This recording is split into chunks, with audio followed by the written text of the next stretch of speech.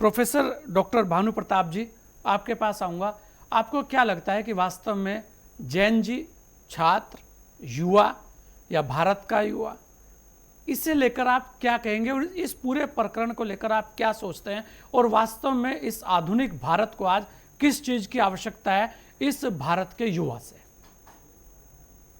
नमस्कार सर। मेरे ख्याल से मेरी आवाज़ आपके जी पास आ जी जी, रही आ होगी। रही है जी। जी सर, जैसे कि आप काफ़ी टाइम से जैन जी के बारे में चर्चा कर रहे हैं, बता रहे हैं। मेरा जो सोचना है, मेरा जो मानना है कि आजकल जैन जी पहले से भी और आज के समय में भी उनका पार्ट है कि अकाउंटेबिलिटी चाहिए हर एक लेवल पर। उनका ये सोचना है कि कहीं न कहीं जो भी हम लोग मेहनत करते हैं, जनरली जो एक एवरेज या मीडियोकर या लोअर इनकम ग्रुप का जो भी बच्चा है, वो दिन-रात मेहनत कर कर किसी जगह पर पहुँचना चाहता है। जी। और जहाँ उसको अपनी मेहनत आवाज। टूटती हुई नज़र आती है कि मेरी मेहनत जो है कहीं न कहीं असफल हो रही है, तो उस जी। वाले पार्ट पर उसको बहुत ज़्यादा समस्या होती है, बहुत ज़्यादा परेशानी होती है।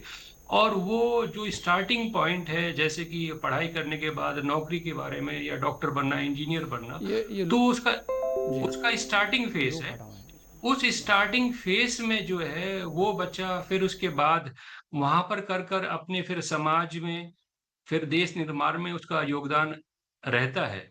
तो उस जगह पर ही जहाँ पर उसको स्टार्टिंग पॉइंट में भी चीज़ें अपनी मेहनत के हिसाब से चीज़ें बदलती हुई या उसका उसका रिजल्ट नहीं मिलता है, तो उसको बहुत ज़्यादा दिक्कत होती है।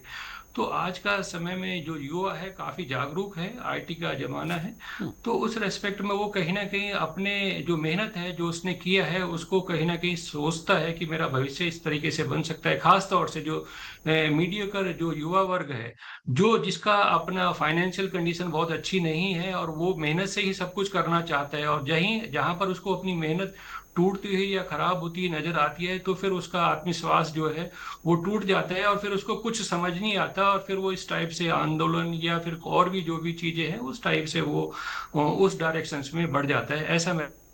नहीं, भानु प्रताप जी, आपने देखा होगा कि अगर मुझे लगता है संपर्क भानु प्रताप जी से टूट गया। हाँ, भानु आ प्रताप रही है जी। आवाज जी? जी जी जी, आ जी रही है ना? मैं कहता जी आपने देखा होगा, क्योंकि आप तो महर्षि यूनिवर्सिटी अपने आप जी में एक बड़ा नाम है, पूरे विश्व में इसकी अपनी एक छाप है, और यहाँ जी भारतीय संस्कृति का बहुत बड़ा प्रभाव आपके यहाँ देखा गया है, और लगातार आप भारतीय संस्कृति को आगे भी बढ़ा रहे हैं। आपको क्या लगता है कि वास्तव में आज जो है, जो भारतीय संस्कार हैं, या क्योंकि आप घटनाएं देखिए, देश के सांसद सदन के अंदर बैठ के उस भारतीय संस्कृति पर पूरी तरीके से चोट करते हैं, भगवा पहनकर वो एक्ट कर देते हैं। तो ये जो सारी चीज़ें, क्योंकि मैं इसलिए जोड़ रहा हूँ, ये बहुत सारी चीज़ें हैं, भारतीय संस्कृति की अगर बात ना हो तो इस तरीके के प्रभाव आगे भी देखने में आएंगे। आपको क्या लगता है कि क्या छात्रों में वास्तव में, क्योंकि मेहनत की बात है, और किसी की भी मेहनत हो और उसे फल ना मिले तो गुस्सा तो आएगा ही, और गुस्सा आएगा तो उसका प्रभाव भी दिखेगा। लेकिन क्या पहले ऐसा नहीं होता था? पहले भी होता था। पहले के आंदोलन नहीं हुए? पहले भी आंदोलन हुए हैं। लेकिन अगर आंदोलन के अंदर सीमाएं लांघ दी जाए, तब शायद ऐसा लगता है कि वास्तव में अब हमें समझने की आवश्यकता है कि युवाओं को क्या चाहिए। जैसे कि मतलब हम लोग बाद में बात करते हैं, चर्चा करते हैं, आजकल के समय में युवा जो है वो बिल्कुल टारगेट ओरिएंटेड है। उसको है कि भाई मेरे को पढ़ाई करनी है और पढ़ाई करने के बाद मेरे को ये जॉब चाहिए, या मेरे को हाँ। इस प्रॉस्पेक्ट में जाना है, या मेरे को ये डिग्री अचीव करनी है तो मेरे को उससे ये मिलेगा। उसके अलावा जो टोटलिटी हम ह्यूमन वैल्यूज, एथिक्स और जो सनातन धर्म या इस टाइप से और सब चीज़ों का जो मेल जोल रहता है, टोटल एजुकेशन सिस्टम में उनका इन्वॉल्वमेंट है। तो उसका इन्वॉल्वमेंट इंडियन एजुकेशन सिस्टम के थ्रू भी, और जो भी हमारी नेशनल एजुकेशन पॉलिसी है उसके पार्ट पर भी हम बच्चों को करना चाहते हैं, करते भी हैं।